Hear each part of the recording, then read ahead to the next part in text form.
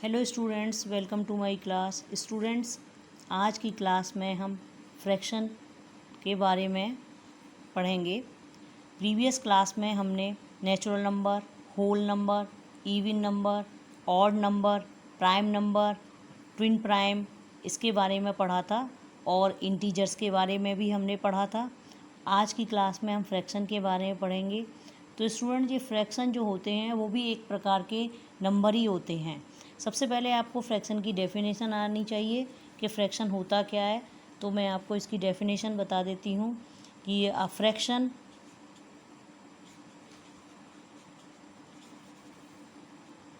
Is a part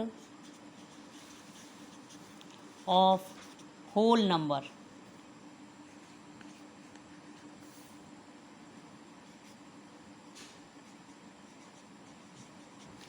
fraction whole number का एक part होता है। ठीक है, ये पूरा होल नंबर नहीं होता है, ये होल नंबर का एक पार्ट होता है। ओके, सपोज आपका होल नंबर ऐसे एक फिगर से डिनोट करते हैं, हम समझाते हैं आपको। सपोज ये आपकी होल थिंग है। ओके, अब हम इसके पार्ट कर देते हैं। सपोज इसके 3 पार्ट कर देते हैं, तो इसमें टोटल पार्ट कितने हैं?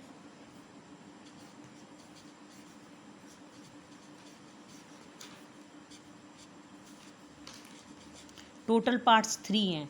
इन 3 पार्ट्स से मिलकर के ये होल थिंग बनती है।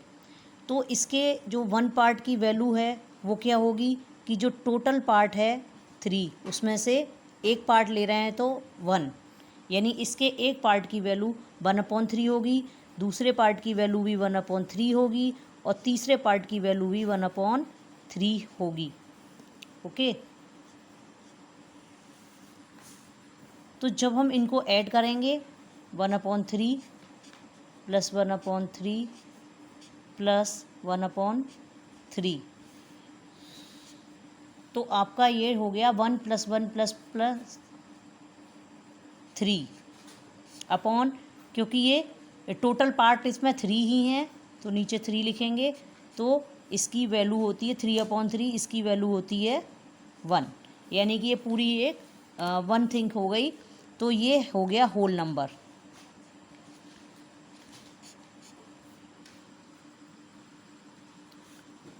अब फिर से समझिए कि फ्रैक्शन होल नंबर का पार्ट होते हैं। अब ये होल नंबर कितना है, इसकी वैल्यू है 1।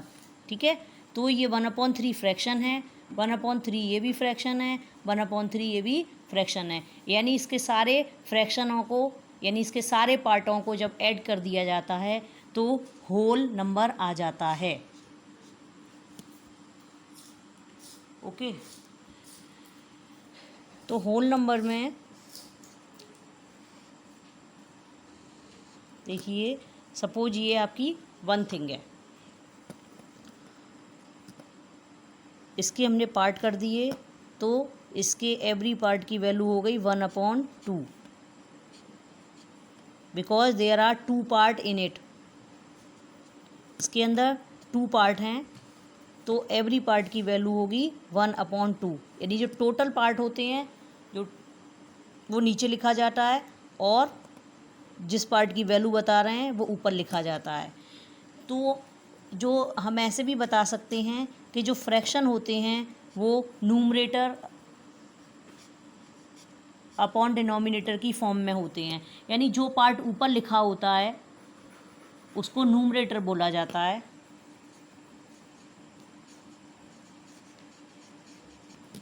और जो नीचे लिखा होता है उसको डिनोमिनेटर बोलते हैं।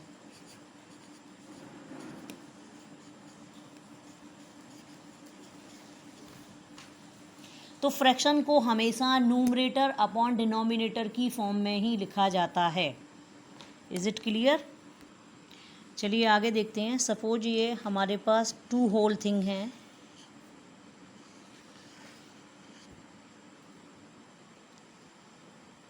इनके हम पार्ट्स कर देते हैं। तो इसके एवरी पार्ट की वैल्यू 1/4 है और इसके भी एवरी पार्ट की वैल्यू 1/4 है, लेकिन जो होल नंबर है हमारा वो 2 है।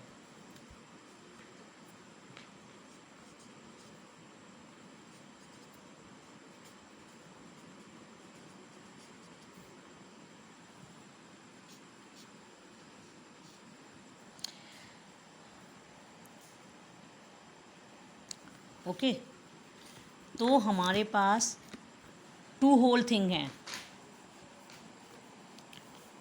और एवरी होल थिंग की हमने 4 पार्ट किए हैं। देखिए 4 पार्ट किए हैं हमने, तो टोटल पार्ट्स हमारे कितने हो गए?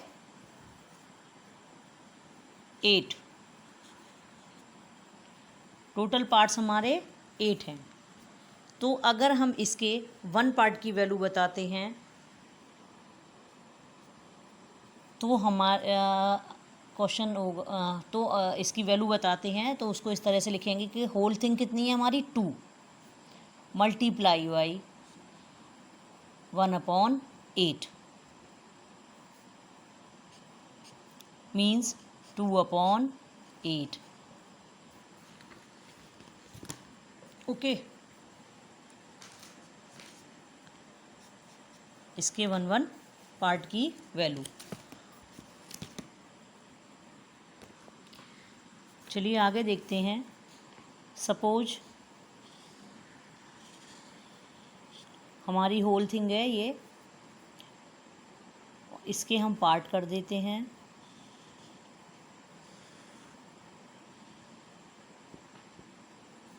तो हमने इसके पार्ट किए हैं 1 2 3 4 5 6 7 और 8।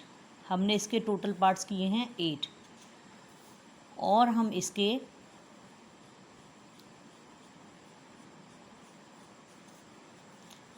थ्री पार्ट को शेड कर दें।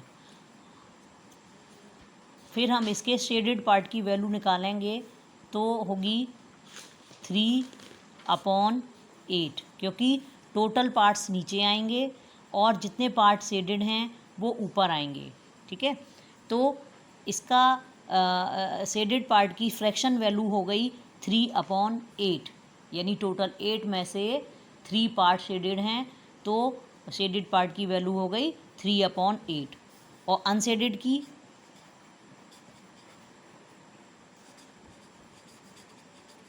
अगर अनशेडेड पार्ट की वैल्यू निकालते हैं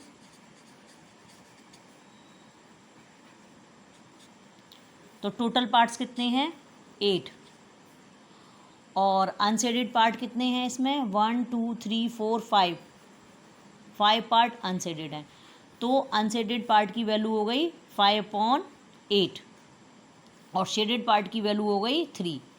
और जब हम टोटल करेंगे तो 5 + 3 मिल करके 8 हो जाता है, तो वो होल थिंग हो जाती है। ओके, अगर इसके शेडेड और अनशेडेड दोनों पार्ट को ऐड कर दें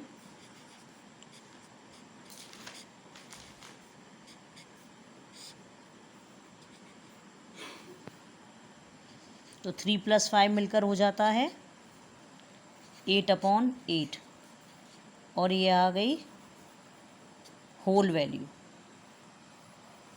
यानी कि 1। चलिए अब आगे देखते हैं। अब फ्रैक्शन जो होते हैं एक लाइक होते हैं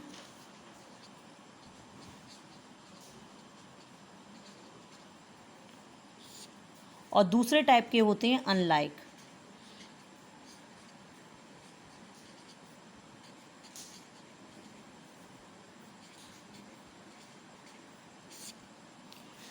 तो लाइक फ्रैक्शन कौन से होते हैं वो जानते हैं।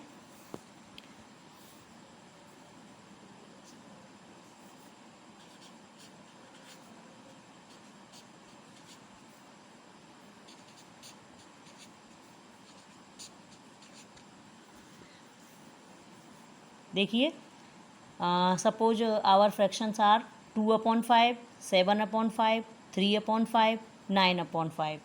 तो जिन फ्रैक्शन में डिनोमिनेटर सेम होता है, ये ऊपर वाला पार्ट न्यूमरेटर होता है, नीचे वाला डिनोमिनेटर होता है। तो देखिए ये जितने भी हमने एग्जाम्पल लिखे हैं उन सबके जो डिनोमिनेटर हैं वो सेम हैं। तो जब भी डिनोमिनेटर जिन फ्रैक्शन के डिनोमिनेटर सेम होते हैं वो फ्रैक्शन लाइक फ्रैक्शन कहलाते हैं। और जिन फ्रैक्शन के डिनोमिनेटर डिफरेंट होंगे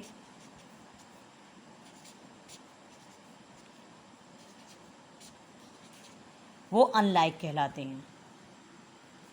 सेम डिनोमिनेटर वाले फ्रैक्शन लाइक फ्रैक्शन कहलाते हैं और डिफरेंट डिनोमिनेटर वाले फ्रैक्शन अनलाइक कहलाते हैं। अब एक और प्रकार के फ्रैक्शन होते हैं प्रॉपर।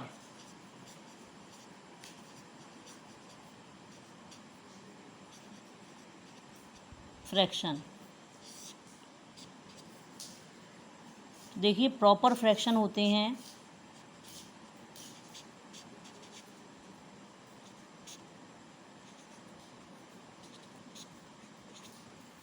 लाइक दिस, यानी जिनका न्यूमरेटर डिनोमिनेटर से छोटा होता है वो फ्रैक्शन प्रॉपर फ्रैक्शन कहलाते हैं। और दूसरे टाइप के होते हैं improper.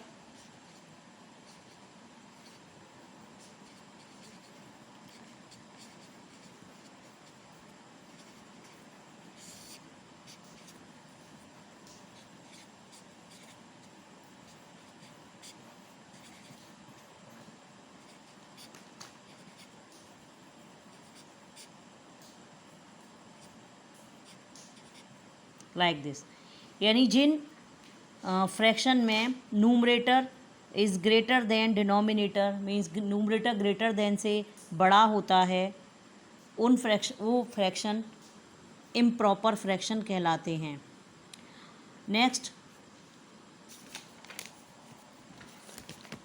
Next are mixed fraction.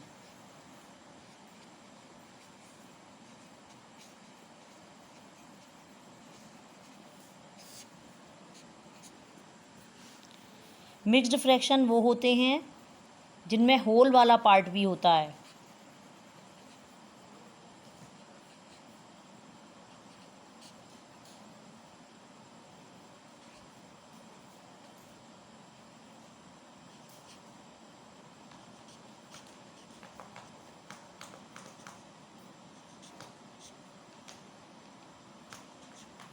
Like this, इस तरह से लिखे हुए जो फ्रैक्शन होते हैं वो